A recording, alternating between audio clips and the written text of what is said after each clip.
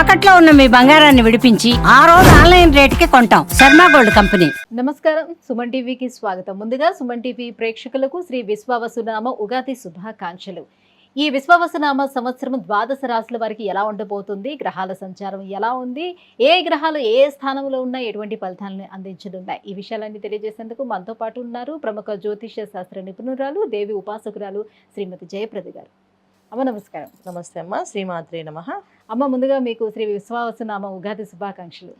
ఉగాది శుభాకాంక్షలు మీకు, చూస్తున్న ప్రేక్షకులకు అందరికీ కూడా. ఈ విశ్వావసునామ సంవత్సరం అందరికీ ఆరోగ్యాలు, ఐశ్వర్యాలు, అష్టైశ్వర్యాలు, భోగభాగ్యాలు అందించాలని కోరుకుంటూ హృదయపూర్వక శుభాకాంక్షలు అందరికీ. అమ్మ, విశ్వావసునామ సంవత్సరం మరి తులారాశి వారికి ఎలా ఉండబోతుంది?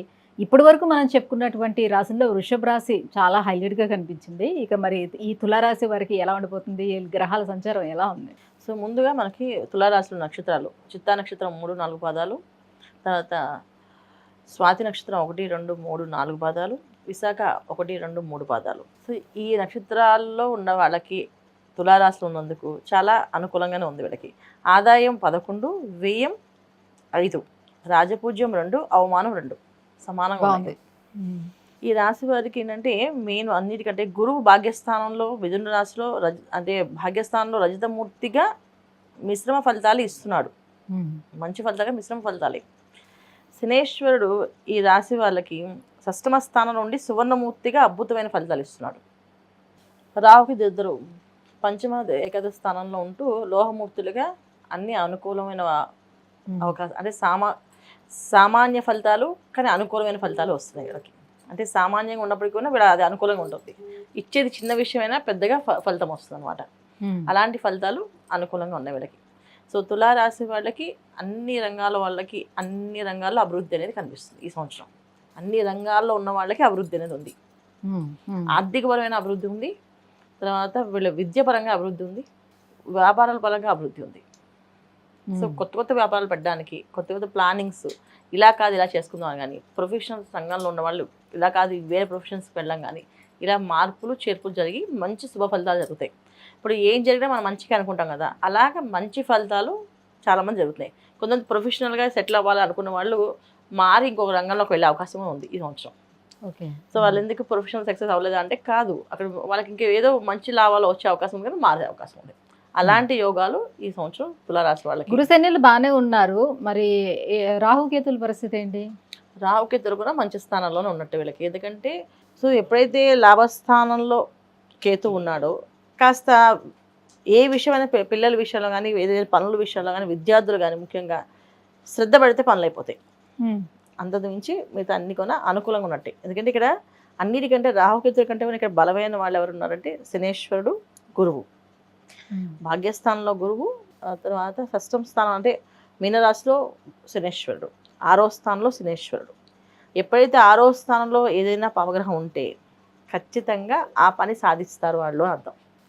అంటే పట్టుదలని పెంచుతారు, క్రమశిక్షణ పెంచుతారు, ఇది చేయాల్సిందని చెప్తారు.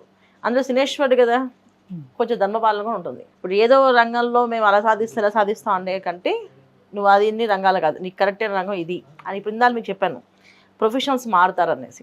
ప్రొఫెషనల్గా ఉండేవాళ్ళు, ఇప్పుడు అడ్వకేట్స్గా ఉన్నవాళ్ళు వ్యాపారం చేసుకుంటూ నాకు అడ్వకేట్ వద్దు అని, ఎందుకంటే ఆయనకు వచ్చే ఇబ్బందులు, వచ్చే కేసులన్నీ కొంచెం ఏదో ఇబ్బంది పెట్టేవి, అబద్ధాలు చెప్పేసి సాక్ష్యాలు అలాంటివి ఉండి అనుకోండి, వాళ్ళు మార్చేస్తారు. ఓకే. ఒక డాక్టరు ఒక హాస్పిటల్లో మంచి జరగట్లేదు, నెగిటివ్ జరుగుతుంది, ఆ హాస్పిటల్లో ఉన్న డాక్టర్ని మారుస్తారు. నువ్వు ఈ ప్రొఫెషన్ వద్దు, నువ్వు ఇంకో వేరే ప్రొఫెషన్కి వెళ్ళాల్సి. ఇలాంటి మార్పులు అనేవి ఈ 6వ స్థానంలో శనేశ్వరుడు ఉన్నప్పుడు జరుగుతాయి. అది అందరికీ కాదు, కొంతమంది మాత్రమే. అంటే వాళ్ళ జాతకంలో అలాంటి యోగాలు ఉన్నప్పుడు ధర్మ పరిపాలన అనేది చాలా ముఖ్యం అన్నమాట అక్కడ. సో ఎందుకంటే వచ్చే నామం ఈ సంవత్సరం కూడా మనకి ఏంటంటే విశ్వవసునామ సంవత్సరం కూడా ఏంటి, రవి పరిపాలన. సో రవి భగవానుడు కూడా ధర్మ పరిపాలన, శనేశ్వరుడు కూడా ధర్మ పరిపాలన. అయితే ఇక్కడ ఏంటంటే కాస్త మాదక ద్రవ్యాల వ్యాపారాలు ఎక్కువగా పెరుగుతాయి. శని రాహులు కలిసి ఉండడం వల్ల కాస్త మాదక ద్రవ్యాలు పెరుగుతాయి. ఎప్పుడు పెరుగుతాయంటే ఒక 53 రోజులు వీళ్ళు కలిసి ఉంటున్నారు. ఈ మార్చి 30 నుంచి మే 18 వరకు మీనరాశి ఇద్దరు కలిసి ఉంటున్నారు. షష్ఠ కూటమి 4-5 గ్రహాలు కలుస్తున్నాయి. ఇవన్నీ కలవడం వల్ల కాస్తంత మనుషుల్లో కొన్ని క్రోధము, కొన్ని కుతంత్రాలు అవన్నీ పెరుగుతాయి. వాటి దురుగా కొన్ని వ్యాపారాలు ప్రారంభం చేస్తారు. అవి జరుగుతూ మొదలవుతాయి. ఈ సంవత్సరం అవి కూడా ఉన్నాయి. వాటి వల్ల కొన్ని ప్రమాదాలు కూడా ఉన్నాయి. అయితే ఏంటంటే ఇక్కడ మనం చూసుకోవాల్సింది ఏంటంటే ఎవరి రాశి వాళ్ళు చూసుకుంటాం కనుక ఈ రాశి వాళ్ళకి అలాంటి ప్రమాదాలు ఏమీ లేవు. ఈ రాశి వాళ్ళకి కూడా అలాంటి ప్రమాదాల్లో పడే అవకాశాలు ఉండవు. ఒకవేళ అలాంటి ప్రమాదాల్లో పడే వాళ్ళ అవకాశం ఉంటే మార్చేస్తాడు. ఇక్కడ శనేశ్వరుడు 6వ స్థానంలో ఉన్నందుకు యోగిస్తారు కనుక వీళ్ళకి అలాంటి ప్రొఫెషనల్స్ని మానిపించేస్తాడు. అంటే అలాంటి ప్రొఫెషనల్ ఉద్యోగాలు ఏమైనా ఉన్నాయనుకో, అంటే మోసం చేసే కంపెనీస్, మోసం చేసే హాస్పిటల్స్, మోసం చేసే వాళ్ళు ఎవరైనా మొత్తం అక్కడి నుంచి వీళ్ళు బయట తీసుకొస్తాడు. వద్దు, ఇక రేపు రోజున ఇది మిమ్మల్ని ఇబ్బంది పెడుతుంది కనుక వెనక్కి తీసుకొస్తుంది. ఇలాంటి పరిస్థితి నుంచి బయటపడతారు. సో తులారాశి వాళ్ళకి చెప్పాలంటే ముఖ్యంగా రాజకీయ నాయకులకి బాగుంది, మీడియా రంగంలో వాళ్ళకి చాలా బాగుంది. మంచి మంచి అవకాశాలు వస్తాయి. మంచి మంచి అవకాశాలతో వాళ్ళు ముందుకు వెళ్ళే అవకాశం ఉంటుంది. వాళ్ళకి ఒక గుర్తింపు అనేది వస్తుంది. ముఖ్యంగా ఆడవాళ్ళకి అన్ని అనుకూలమైన పనులు, అంటే వాళ్ళు ఏది అనుకుంటే ఇప్పుడు దాకా వాళ్ళ మాట చెల్లలేదు అని బాధపడే లేకుండా వాళ్ళ మాట చెల్లుతుంది బ్రహ్మాండంగా. సో ప్రొఫెషనల్స్గా వాళ్ళ రంగంలో రాణించగలుగుతారు ఆడవాళ్ళు కూడా.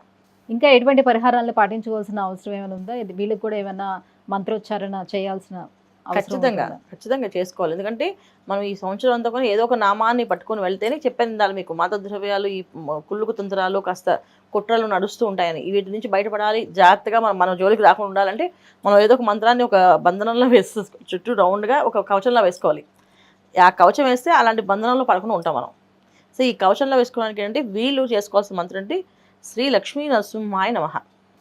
ఈ చిత్తా నక్షత్రం వాళ్ళు శ్రీ లక్ష్మీ నరసింహాయ నమః, స్వాతి నక్షత్రం వాళ్ళు నరసింహాయ నమః, శ్రీ నరసింహాయ నమః, తర్వాత విశాఖ నక్షత్రం వాళ్ళు శ్రీ సుదర్శనాయ నమః. ఈ కంటిన్యూ ఈ మంత్రాన్ని, ఈ నామాన్ని కనీసం 108 సార్లు తక్కువ కాకుండా చేస్తూ ఉండాలి. ఈ నామాన్ని చేసుకుంటూ వెళ్తే అన్నీ అనుకూలంగా జరుగుతాయి వీళ్ళకి. అమ్మ, విశ్వావస నామ సంవత్సరము తులారాశి వారికి ఎలా ఉండబోతుంది, ఎటువంటి పరిహారాలను పాటించుకోవాలి, ఈ విషయాలన్నీ కూడా తెలియజేసినందుకు ధన్యవాదాలు. నమస్తే అమ్మ. శ్రీమాత్రే నమః.